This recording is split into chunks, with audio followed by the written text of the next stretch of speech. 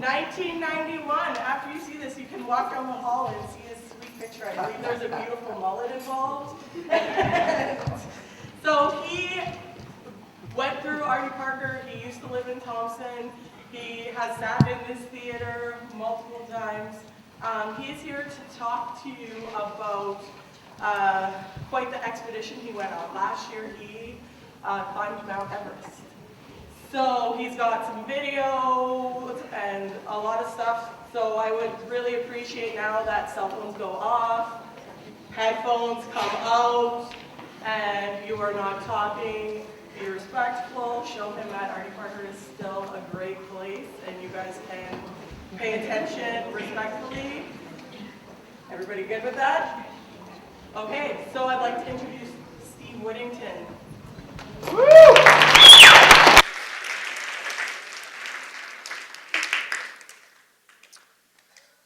I remember being face down in the snow over 27,000 feet with my ice axe dug into the face. I had self-arrested.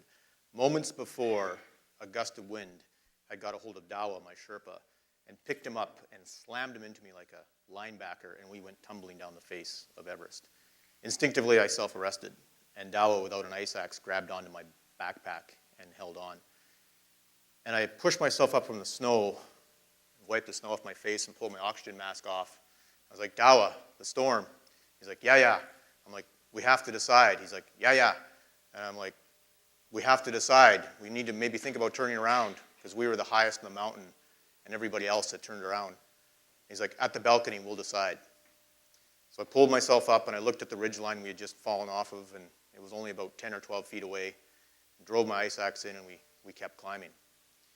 That's a thin slice of my story, and it's a really thin slice of the entire story of Everest. And really, the story of Everest starts with this guy. His name was George Everest. And he was the Surveyor General of the British Empire, surveying India. Now, he didn't discover Everest. In fact, it was the person that came after him that discovers Everest. And through trigonometry and line of sight, back in the 1850s, they determined the height of Everest to be 29,035 feet. Today, the height of Everest is 29,029 feet. So with all that, called ancient technology, they figured out the height of Everest within a few feet. Pretty remarkable with line of sight. They named it after him, George Everest, and that's how the Western version of the name of the mountain came to be. The mountain was it was debated for a long time whether it was the highest mountain in the world, but eventually it came to, as the world, the dark place of the map sort of got covered up, people understood that Everest was the tallest. And then people started to obsess about climbing it, particularly the British, because the British Empire always tried to do things first. So in the 20s, they mounted a number of expeditions, and they went off and they tried to climb Everest. Now, they failed 3 times in a row, and then in 1924, they put together a group of the most talented climbers of their age. And it was another George Mallory. And George Mallory was last seen in 1924 with Sandy Irving going towards the summit, about 800 feet away. Now, his body was found in the 1990s by Conrad Anker. And many people believe, myself included, that he reached the summit, but he never got back down alive. So I believe that Mallory was the first to reach the summit of Everest. But, as you may know, there's another gentleman, this one here, Sir Edmund Hillary in Tenzing, Norway, were the first to get to the summit and get back down alive. And that was in 53. So the British did become the first to get to the summit. Well, a New Zealander for that matter, but it was part of the empire. And they got there and made it back down with oxygen, and they established the route, the South Col route, that has been climbed pretty much ever since. There's 2 main routes on Everest. There's the north side from Tibet, and then there's the South Col route, which I climbed. Now, after they climbed that mountain, what happened is a bunch of people went back and started climbing Everest. And eventually it got to the point where commercialization hit, and you maybe heard of the book Into Thin Air. And from that book, the commercialization of the 7 summits of the world, where people go around and they try to climb the 7 summits of the world. Now, I've climbed 5 of them. I have not climbed Karsten's Pyramid or Vincent Massif in Antarctica, but all the rest I've climbed, and I've been expedition leader on many of them. So set up all the logistics and was the lead climber. But what happened is that a lot of people just climb the 7 summits, and there's sort of some negative press around climbing Everest. This is the route for climbing Everest. Now, some people call it, certainly with what happened this year, they consider it adventure tourism. But let me tell you, it's mean. The way you climb Everest is through, you start at base camp at 17,500 feet. Now, have any of you been to the Canadian Rockies by show of hands? Anybody? Okay, so a bunch of you. They're pretty big, right? Like they're pretty impressive mountains. They average about 9,000 feet high. There's 22 of them that are over 12,000 feet high, and only one of them, the monarch of the Canadian Rockies, which is Mount Robson, which is 12,900 feet high. Base camp is at 17,500 feet. So that gives you a perspective of how high this mountain is. At any rate, you get to base camp, and then you have to go through the ice fall, 2,000 feet of a frozen waterfall that I call a jungle gym of terror. And then you go through the Western Cwm, you go up the Lhotse Face, which is 3,000 feet of straight ice, then you get to the South Col, and then you have a whole other mountain, 3,000 feet, to get to the summit. And this is how you do it. Now I'm going to go through this so you understand what you need to do, and then we'll see this slide a little later. So you start at base camp, and what you do is you do a trial into the ice fall. So you go up to about 18,500 feet to acclimatize. Then you go back down to base camp and you rest a few days. Then you go through the ice fall to Camp 1, and you rest there for a few days to acclimatize. And I'll explain that in a bit, what we're doing. And then after you've acclimatized for a few days, you go to Camp 2 at 21,500 feet. Now, there's no mountain in North America that's even that height. The height of Denali, or Mount McKinley in Alaska, is 20,320 feet, I believe. So 21,500 feet is higher than anything in North America. So you rest up there and acclimatize, and then you go all the way back down. And then what you do is you rest for a little bit, and you go all the way to Camp 2, to 21,500 feet in one push. It takes about 8 to 9 hours. You rest there for a bit, and then you go to Camp 3 at 24,500 feet, and you sleep on a ledge. Then you go all the way back down. And at that point, you've been in above 17,500 feet for probably about 40 days. Now, the thing of it is that your body stops healing over 16,000 feet. So any little cut that you've got, any little sore, muscle soreness, or twisted your ankle or stuff like that, you're deteriorating. You're losing weight. So what you do then is you decide if you're going to stay in base camp and continue to deteriorate, or you go down to, say, 14,000 feet to heal a little bit in the relatively thick air of 14,000 feet. Keep in mind, 14,000 feet is higher by 2,000 feet than anything in the Canadian Rockies. So then you go back up and you go to Camp 2, then you go to Camp 3, and then from that point on, when you reach Camp 3, you're really into your summit push.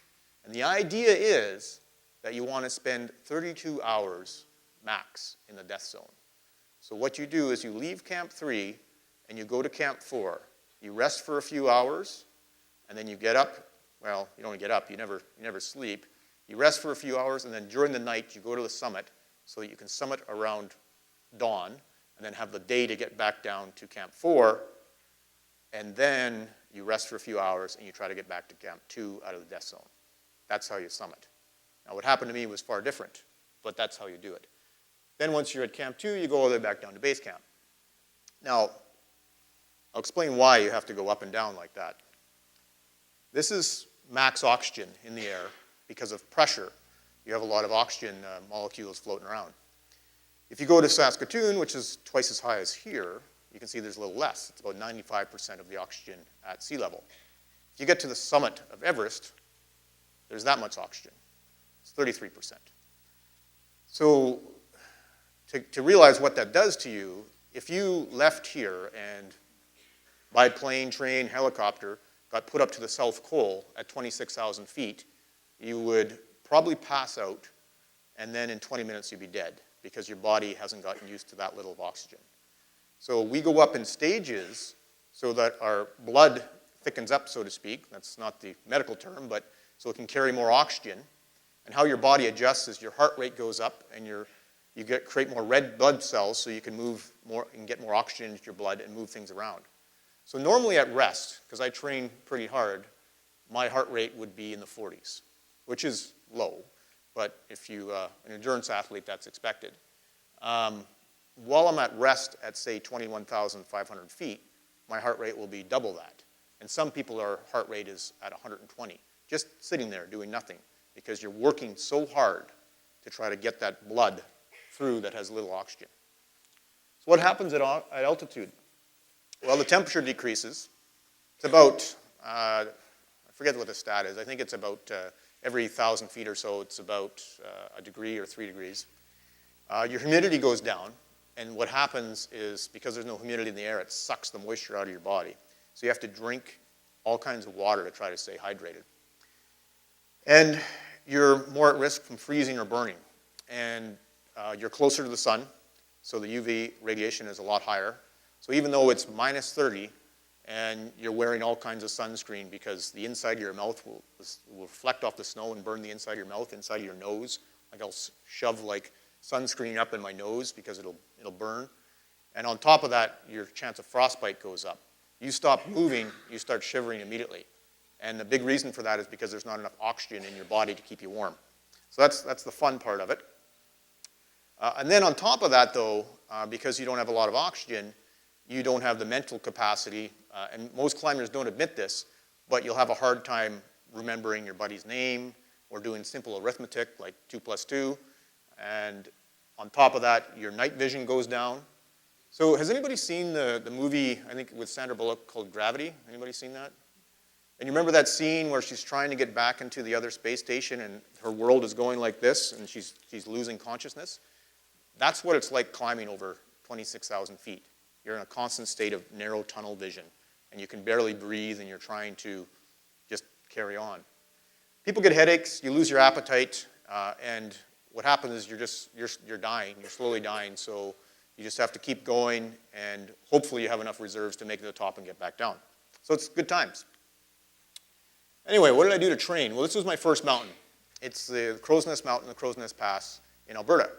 If you ever go through Crow's Nest Pass and drive to Fernie to go skiing, which a lot of people do, essentially every mountain that you see in that area I've climbed.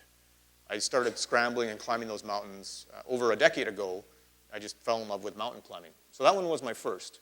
And it's a lone peak and impressive in of itself, but it's only 9,200 feet high. So after I did a lot of mountain climbing, I got into doing technical phases. So this is, I'm hundreds of feet up, and this is Joshua Tree in California. And I don't know if any of you have been to it, but it's not just a YouTube album. It's a really cool place. And it's all face climbing, or you have to lead. And anyway, so I started doing stuff like that, and then climbing spires like this.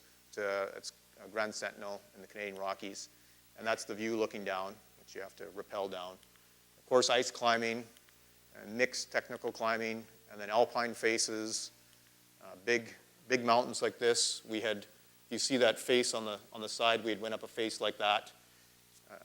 That all led to big mountains like Mount McKinley and Aconcagua and Elbrus.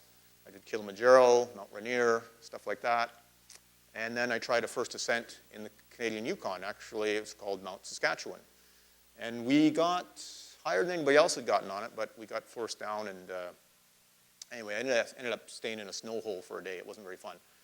But so I've done a lot of stuff and a lot of training to get me ready to go to Everest. And it's really been a decade worth of being prepped to go to the highest mountain in the world. All that led me to Kathmandu. And Kathmandu it's a riot of colors. It's a crazy city of 4.5 million people. It's a staging ground for Everest. And from Kathmandu, you fly into a little airport called Lukla. And it is the world's most dangerous airstrip. It's 1,500 feet long, 66 feet wide, and it's on a gradient. And you'll see here that it just goes off an edge of a cliff. And this video shows you what happens when you're in the plane.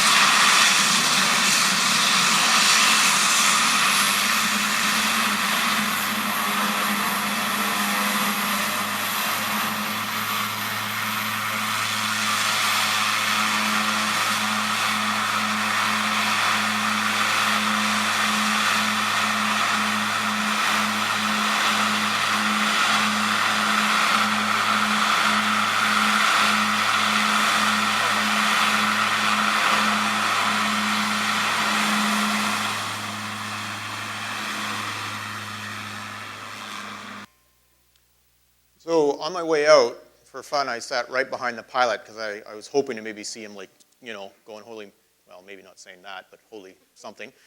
And beside me was a U.S. Air Force pilot, instructor, and he was on an expedition trying to climb Everest, and they had not made it. Anyway, when we got back to Kathmandu, he was a big, tall, strapping American lad. He grabbed the pilot and threw him up against the plane. He started talking about how you nearly killed us and all this stuff. I'm like, okay, I'm glad I didn't know what was going on. But so the flight itself is very, very dangerous, and you hit the bottom and there's a bit of a ramp and you sort of go off.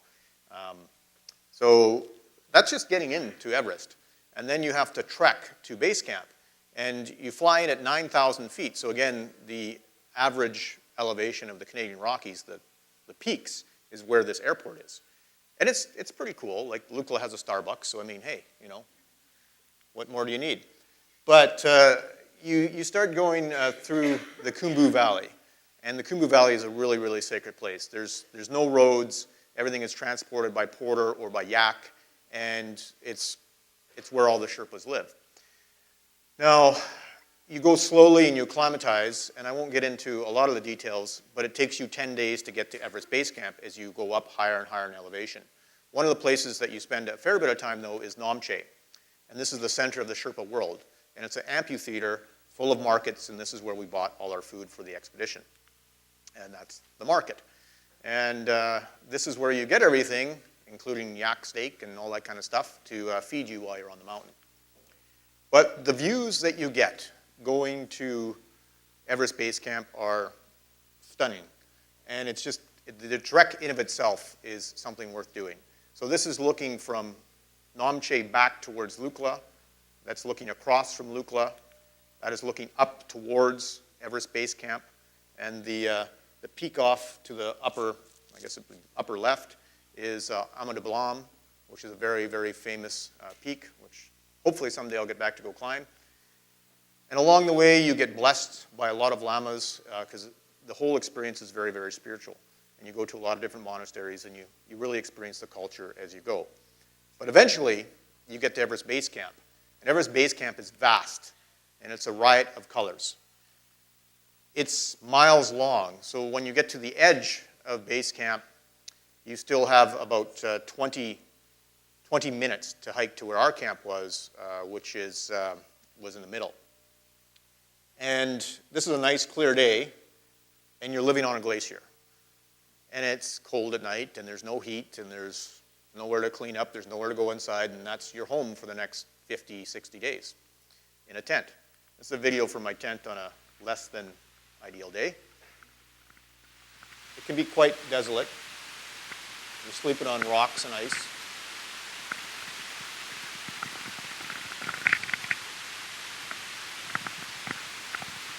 And you're surrounded by a really cool mountain vista. So that's how you live. Now, before you get to climb Everest, you have to do a puja ceremony. And so a lama comes up to the camp and blesses all the climbers, and then they put up the prayer flags across camp, and then you're allowed to go climb. And every time before we would go on the mountain, they would burn juniper, and we would get a blessing, and away we go. See, Everest is sacred to the Tibetan and to the Sherpas, and so we're climbing on one of their sacred, basically their sacred spots. And you have to honor that while you're there. But you get into the icefall, and this is the icefall. Now, it's a frozen waterfall, and it moves about 4 feet a day. And it doesn't look bad from a distance, but when you get into it, you see how big the blocks are. And they're gigantic. And they're hanging all over the place, and they're falling, and the route is changing constantly. And you have to travel through all these different ladders and climb. And it's just, as I said, it's a jungle gym of terror. So I have 3 videos that just show climbing through the icefall. Now, all the videos that I have are going down, because when we climbed up through it, we climbed at night to try to avoid the icefall warming up. See, the way you're supposed to climb this, and not everybody does it, but I always try to climb during the evening or early morning before the sun hits and warms things up and start moving things around. There was a tragedy on Everest this year. It happened at 6 a.m. Most of the time, I would be out of the ice fall at that point in time because I didn't want to be there for when things started moving around. So just enjoy the videos.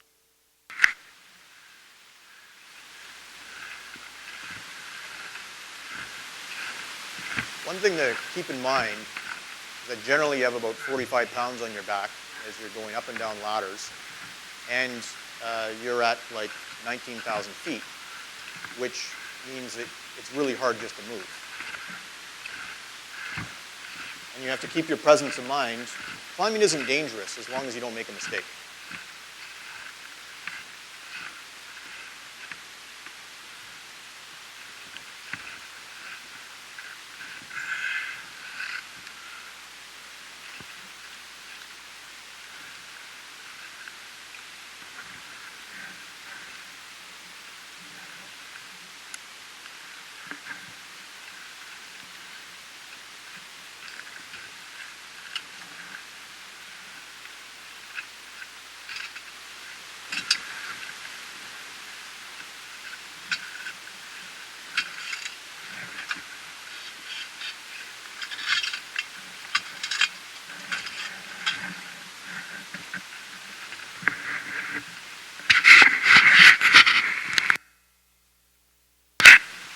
Namaste. Yep. In Nepal, namaste is hello. I know a lot of people in yoga over in North America use it as some sort of spiritual greeting, but it's just like saying hello in Nepal. Found that interesting, amusing.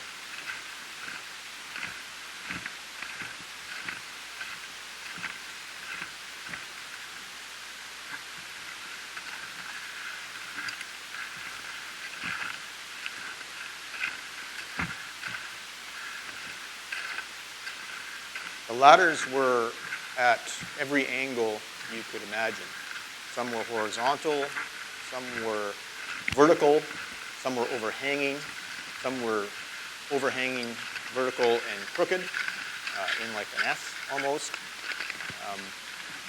Some were on an angle which you couldn't walk across and you had to be at an awkward angle and climb down like this one. And they were very, very trying. The other fun thing about the ladders is because the ice fall moves all the time, they're not secured. So you'd be in a ladder and it'd be wobbling around. I took a lot of videos, but I didn't show one that had 3 ladders tied together. Question? Do the ladders stay there all the time? There, Who's taking care of the ladders? yeah, that's a good question. There's really several types of Sherpas. And there's the ones that carry loads up and down to the camps. There's climbing Sherpas. There's summit Sherpas. And then there's what's called the icefall doctors. And the expeditions that are responsible, like mine was, we give money for the ropes and the icefall doctors to maintain the route. And they're in it every day fixing the route. And they set it. And if they don't do that, it would take you 2 to 4 days to get through there and figure things out. And you want to be able to go through the ice fall in 4 hours. And if you can't move through that ice fall in 4 hours, you're putting yourself at extreme risk. So you need to think you're going up 2,000 feet in 4 hours. And I'll tell you, and it would take the same to go down as well. It wasn't any faster. But I would move as fast as I could. And again, at altitude, it's hard to move fast.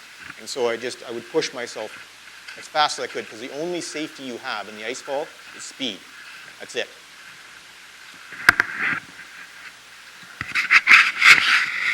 They try to. Sometimes, like I was in the middle of a ladder and one of the ropes pulled out, which was kind of fun. It was a ladder like this. And these ladders, there would sometimes be 3 or 4 lashed together over giant crevasses. And, they bend in the middle. I got stuck in the middle of one once with my crampon got stuck and I couldn't get it out, and I had to pull it out and the whole ladder was moving up and down. It was fun. The crevasses are about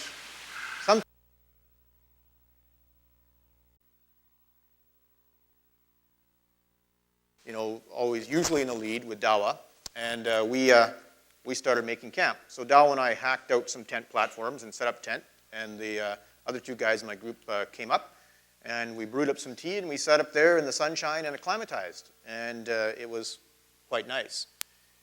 And that's a picture of me looking up the Western Coombe. The mountain behind me is Nuptse. I'm looking up towards Lhotse, and then, of course, Everest is to my left. So you're in this Western Coombe, the Valley of Silence. And the thing about that valley, it's at over 21,000 feet, and you've got these massive peaks that are all snow and ice, and the sun hits into it and it radiates and it becomes like a microwave. And even though you're that high up and it's cold, it's incredibly hot, and you can get severely sunburnt. So you have to be very, very careful. So away we go into the Western Coombe, and we're carrying big loads, going across more ladders, lots of fun, and we eventually get to Camp 2. And at Camp 2, we were there to acclimatize and just hang out. When I first got to Camp 2, I could literally barely move because I was so high up. I'd only been about 1,000 feet higher than that ever in my life at 23,000 feet, and this is 21,500 feet. And I'd carried, as you saw, a fairly big load up to Camp 2. And so we hung out there acclimatizing because what we knew that our next step that we had to take was to go up that big face. That's the Lhotse face. I had a good view from my tent. And then after we'd been up there for about 5 days acclimatizing, we felt pretty good. It was time to go down. And you have to balance with how much time you spend at altitude with how weak you're getting. So it was time to go down. But the day that we decided that we needed to go down because we're starting to get weak, it was a storm. And we had a decision to make. And we decided that we need to go down in this storm. So I was in the front leading, and there was no one moving on the mountain. And it turned out that going down in the storm was the right choice because a lot of people got trapped in the mountain for about 7 days. And that wouldn't have been good for us to be up there for 7 more days because we would have weakened. Anyway, you'll watch this video, and you'll see another perspective of going through the ice fall. And I'm kind of kicking my way through snow trying to find the route. Well, enjoy the video.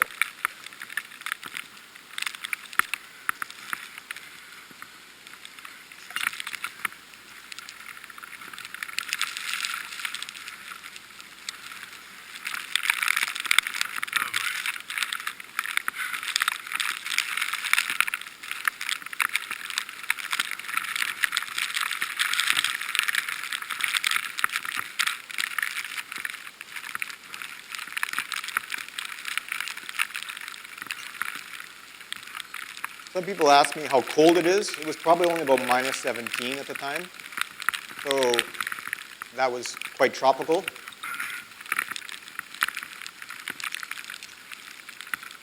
And what we're doing is we're going down and we're trying to stay en route because while it doesn't look that dangerous, if you take a bad step, you'll go down into a crevasse. You'll break through a snow bridge. So you have to be very, very careful where you're walking. And you're connected to a line that you're hoping will hold you, but there's no guarantees of that. So it's really important to stay en route.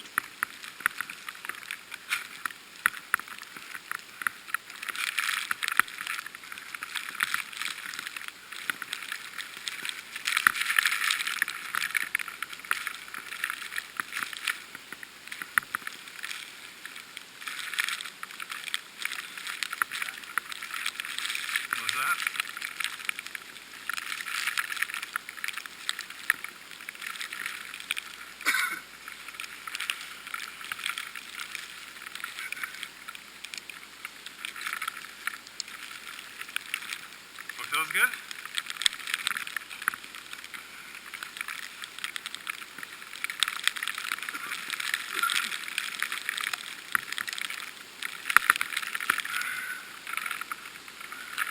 It's like a winter wonderland out here.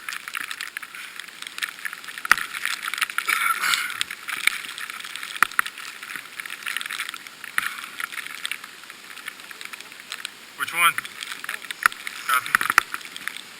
How's that? Big time. Got the job done. The ladders aren't secured. as you can tell. Don't do that again. It's not a sprinting exercise.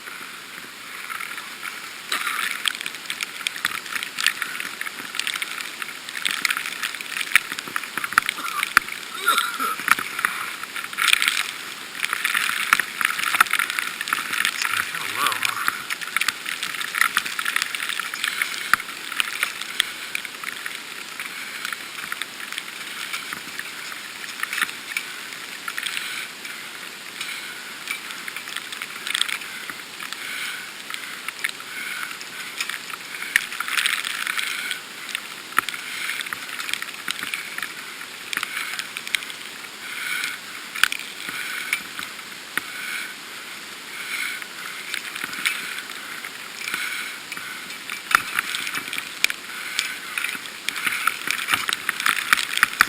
Looks like you're this. So you need to maintain your Lean presence of forward a mind little bit, Dan. when you're going across it. Daniel, as the third guy coming across, has climbed many mountains with me. Yeah, because it starts to get less And- slack as you go across. As you can see, he had a little bit of Yeah, problems lean with the forward. ladders, which made us a bit nervous. And you'll watch how precariously he goes across. Just take your time, man. But yeah, just try to keep it taut behind you. And just concentrate on those rungs. There you go.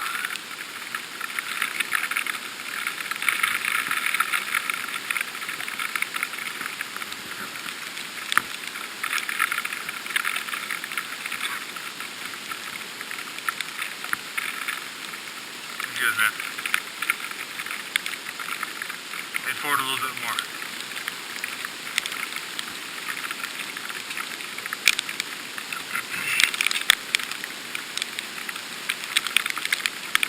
There's a little step up there.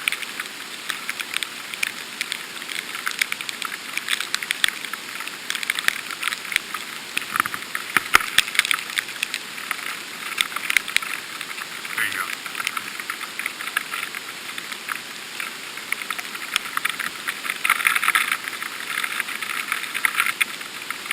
Just further forward. A little bit. There you go.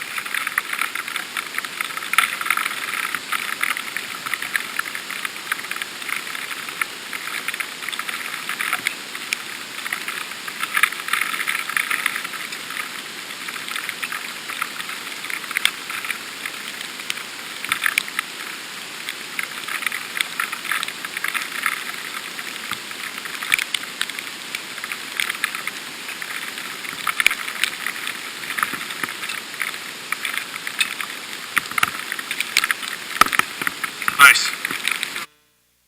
So, lots of fun.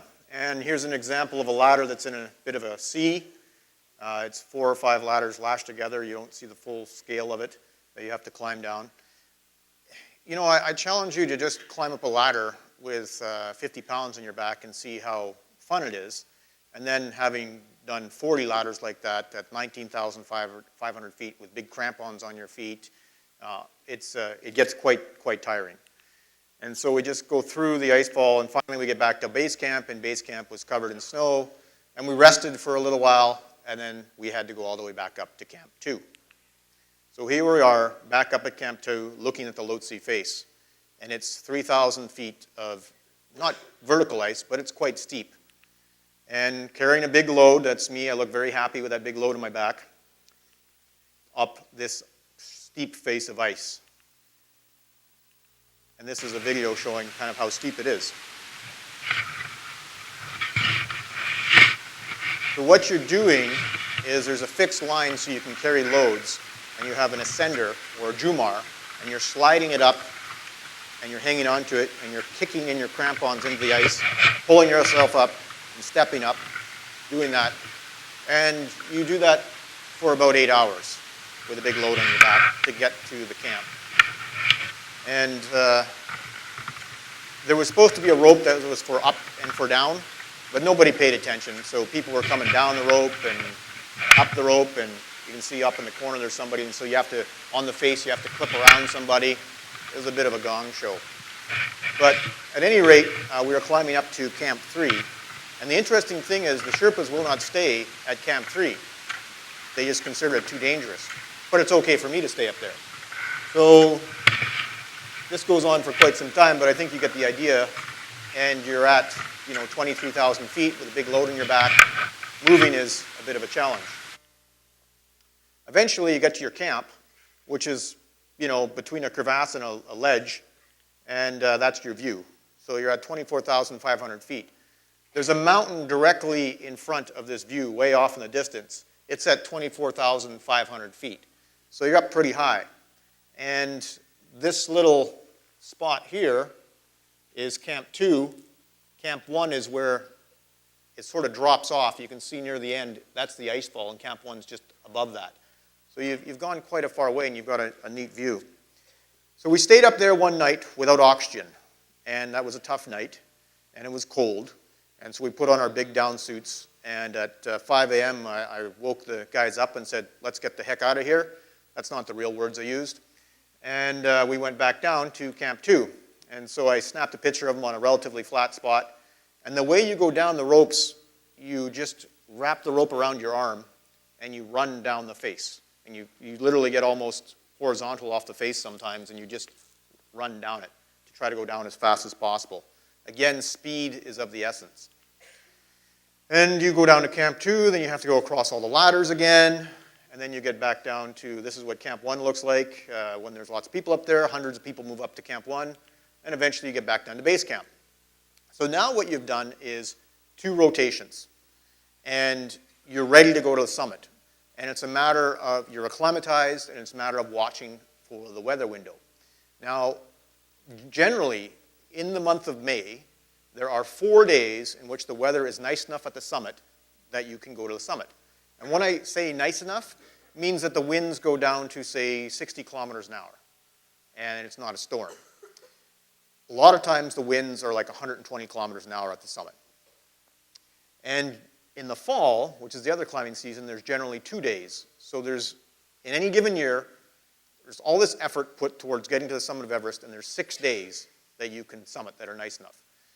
Now, if you look at the dates that I have on here, I don't know if you can see this, the first rotation, I got up to 19,500 feet, April 15th, and then to the Camp 2 at April 17th, back down on the 20th, and then on the 27th to Camp 2 again, the 30th to Camp 3, back down to Camp 2 on May 1st, back to EBC, Everest Base Camp, on May 2nd. And what happened there is I actually went down valley to heal. My ankles were really, really hurting. I'd been weakened. I'd probably lost about 20 pounds at this point in time. Things weren't going well. Daniel had what was called the Kumbu cough because there's no humidity in the air. He just starts coughing, and that you can cough so bad that you'll break a rib from coughing.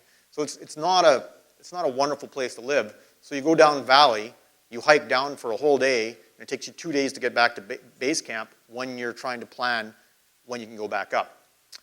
So then you go all the way back up to Camp 2, and you go to Camp 3, and that's when your summit push happens. So that's what we're about to do now, is we're going to go all the way back to Camp 3. So this is the morning. We got up at 5 in the morning and started working our way to Camp 4 at 26,000 feet. And we're on sheer ice face in full down suits, looking down on the world, heading up. And it's cold, and it's windy, and it's miserable, and you're on oxygen. At this point in the climb, Daniel started to go fairly slow, and I was behind him.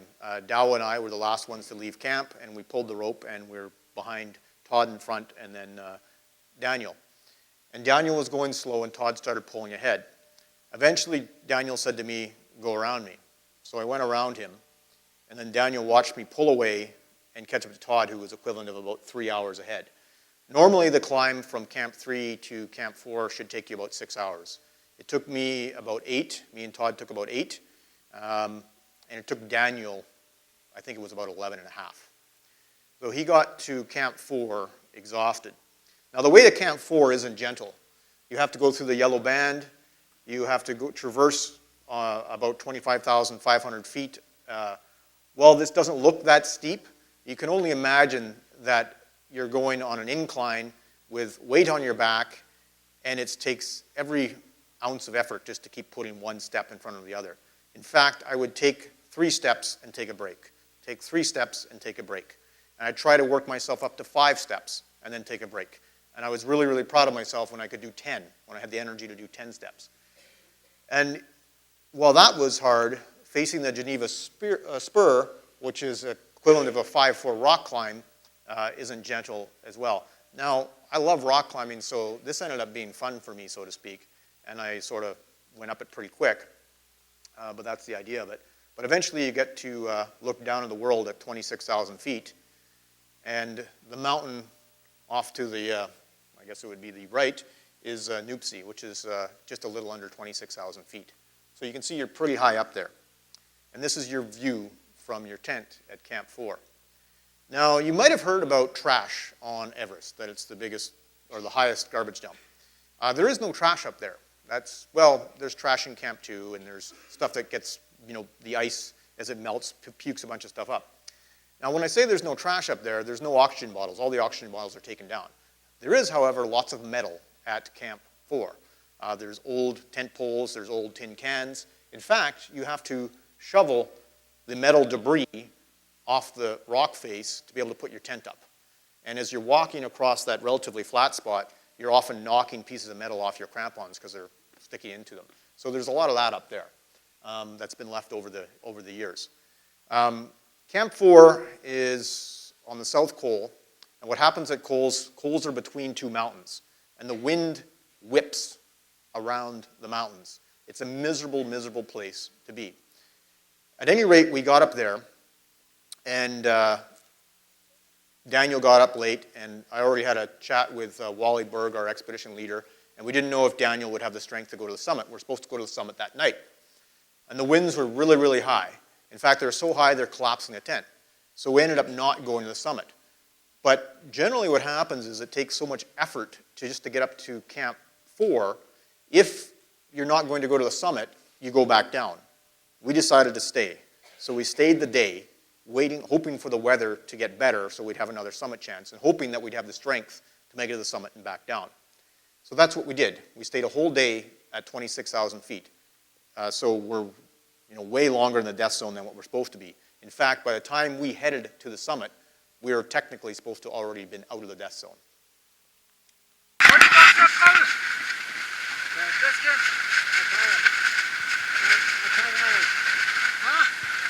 call Wally.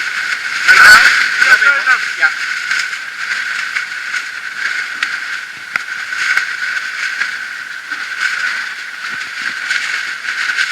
Anything else? Okay, thanks, Darren.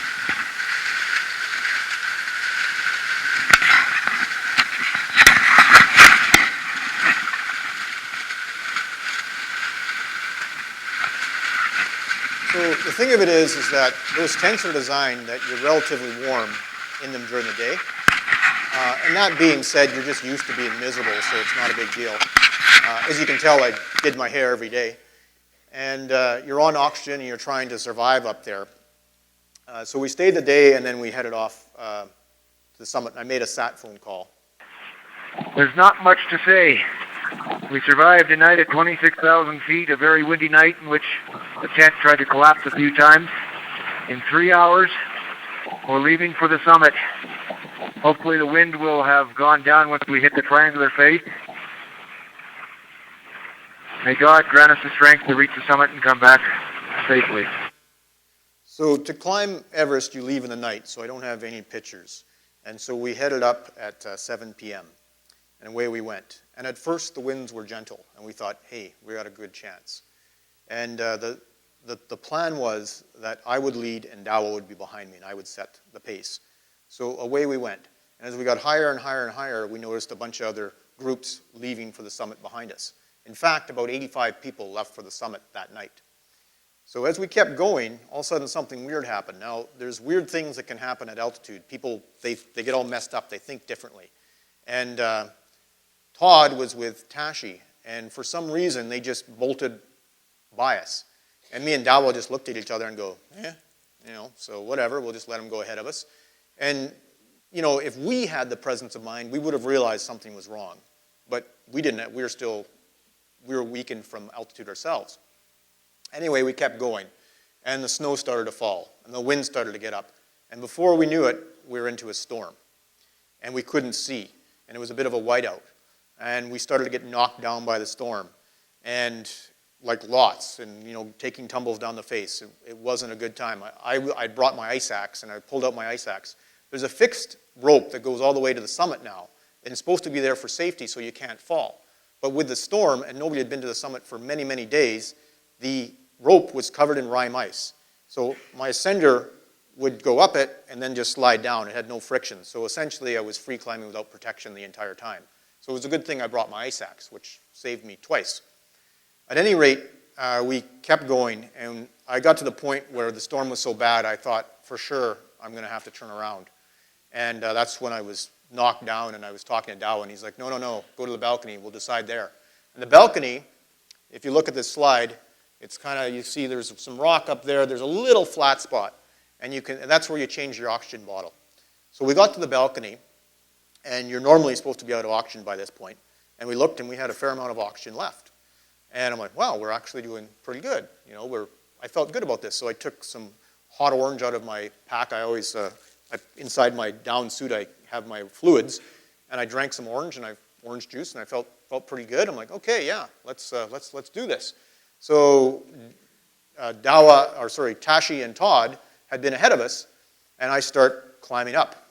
And I can see that there's a little bit of tracks in the snow in the storm. And I keep climbing up, and all of a sudden I notice them coming down. I'm like, what's going on? And I can see their headlights, they're coming down. So we met up on a thin, corniced face, and I see Todd, and I'm like, what's going on? He's like, it's bad up there. The storm's really, really bad. I'm like, well, what's going on? He's like, Tashi got scared, and they had been up there all alone in the dark and couldn't see anybody. And so now there's 4 of us. Daniel had already turned around, and we could see the last group out of the 85 people that started that day were slowly coming up behind us. Most times the Sherpas have a Western guide with them. Now Dawa had been to the summit 15 times, so he's pretty experienced. And I'm an expedition leader and a leader for the Alpine Club. And it sort of fell on the 2 of us to decide if we're going to keep going. So we sat there looking into the storm, and I'm like, Dawa, we can just turn around if it gets really, really bad. And it sounds like a casual conversation, which in some ways it was, but we're really taking our lives into our hands to decide to go. If the storm intensifies, we may not be able to get back down. But I felt we could. So I started plunging my ice axe in and kept going. Soon I got to the point where Todd and Tashi had stopped, and the snow was getting like mid-thigh deep, and I was breaking trail, at 27.5 with no little oxygen. You saw the slide, how much oxygen is up there, and I was exhausted. And I turned to Dow and I said, listen, let's let these guys behind us that have been, basically in our footsteps the whole way, letting us break trail. Let's let them break trail. He's like, yeah, good idea. So we moved up, and they went around us, and we had to be still for a little bit. And as soon as we were still for like less than 30 seconds, I started shivering uncontrollably. And they got to a technical rock face, and they stopped. And this is what happens where it gets really, really dangerous on Everest. You'll get some climbers that aren't that experienced that can't move quickly. And they got to this rock face, and they weren't moving. And Dawa and I are shivering uncontrollably. And we need to move. So Dawa's like looking around, and he finds this old rope. There's old ropes, and he pulls this rope, and he says, let's take this. So I go ahead, and I start breaking snow through on this face, and I'm kicking in the snow, and I'm pulling this rope, and I finally get to the rock face, and below me is a thousands of foot drop. And I pull the rope, and it's attached to nothing. I'm like, oh, that was great. But Dawa's like, we're there. So I start looking up this rock face where the guys are, and I start pulling some ropes. One falls down. I find this other one that's like seems fairly solid.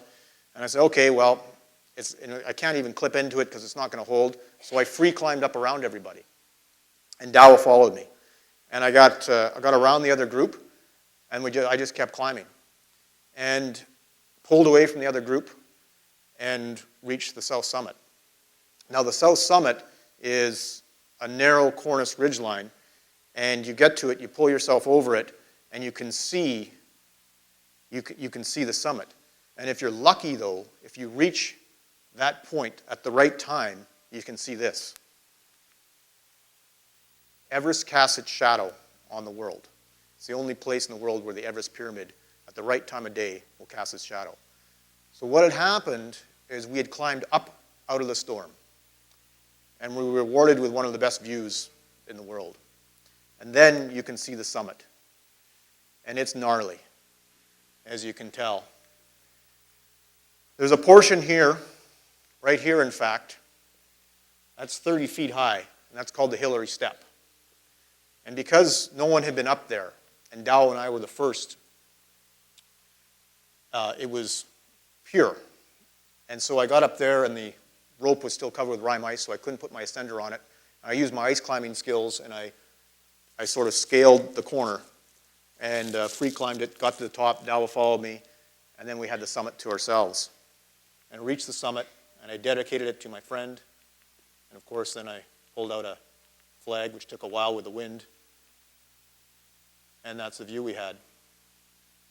Now, the other groups finally started to catch up, and there was only about 6 of them. And I handed my camera to Todd, because his was frozen, as I passed him on the way down. Now, at the summit, things started to get desperate. My oxygen mask had frozen, so I tried to clear it, and I couldn't clear it. And so I had to go down from the summit without oxygen. And I worked my way down and got to the balcony and made a sat phone call. We're sitting on a balcony. It's 9:30. We've been climbing since 7 p.m. yesterday. We have summited. Todd Pendleton and myself have summited. I know how to turn back. Some say that summiting Everest brings out the very best in a person. Many times during the climb, I've thought of my longtime friend, Warren Thompson. To me, and many others, he represents what a person should be. Warren has done many things for me in my life. This I can do for you. I dedicate this summit success to you, Warren Thompson, my friend. Standing on the summit of Everest, I felt I could see the whole world. It was amazing. To Katie, my wife, I love you. I'm okay. Thank you for believing in me. I'm coming home. Now, I always tell my wife that, but that's what I looked like when I got off the summit. I had cerebral edema. I was pretty beat up. Todd had frostbite on both sides of his face, frostbite on one of his fingers and 8 of his toes. We were in rough shape. We were too weak to go back down. You're supposed to rest for a few hours and then get out of the death zone. We couldn't. We had enough oxygen left at very low flow to stay yet a few more hours. So we got up around 4 in the morning and started to work our way down. And then the thing that we didn't want to see, that we were afraid of, occurred, and we saw this, and that's called the worm, where hundreds of climbers were coming up, and we had to clip around them. Eventually, we got all around them, got back down to Camp 2, and then got back to the summit. It took a few more days to get back to Lukla, that we had to hike out 70 miles, and then to Kathmandu, and then back to Saskatoon, where I lived, to see my wife. And as you can see, I was a bit of a homeless-looking man. And then I shook the hand of my friend Warren Thompson, and the climb was over. But climbing never ends for me. And many people have asked me, now that you've climbed Everest, what's next? And I think about that, and I thought, well, people think that climbing Everest is an accomplishment that's the end of all things for me. And it's not about that. I climbed Everest because I wanted to realize potential. And so if I close my eyes, I can take myself back to the summit, and I can see the world. But what I see for myself, having climbed Everest, is unlimited potential in my future. So reaching the peak wasn't an end, it was a new beginning. Thank you.